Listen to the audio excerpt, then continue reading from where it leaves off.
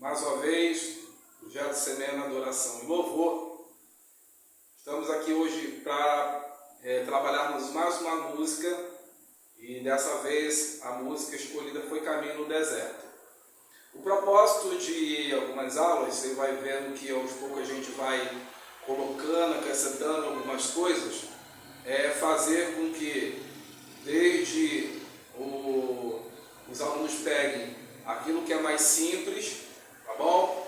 Entendendo essa simplicidade com relação aos acordes, a harmonia, as sequências harmônicas, tá bom? As progressões, e aos poucos nós vamos depois colocando outros acordes, né?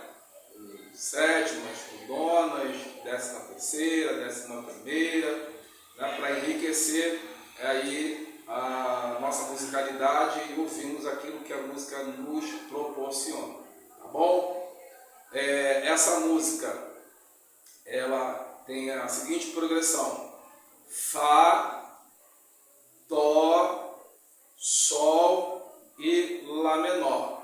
O Fá nós vamos tocar na quarta corda, tá? Na região. Nós vamos tocar o Dó com nona, o Sol e o Lá menor, tá ok? E o ritmo que nós iremos tocar, ele vai ser para você gravar, bem interessante, vai ficar na sua mente, você não vai esquecer mais, ok? Abacate só com muito açúcar. Então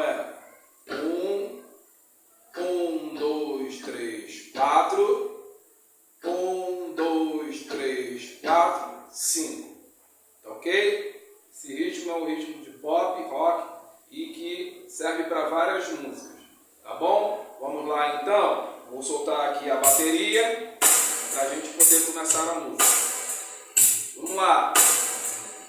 Meu Deus é Deus de milagres, Deus de promessas, caminho no deserto, luz na escuridão. Meu Deus, esse é quem tu és.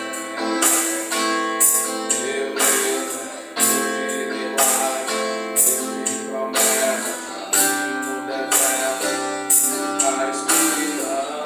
Meu Deus, esse é quem tu és. Meu Deus é Deus de milagres, Deus de promessas, caminho no deserto, luz na escuridão.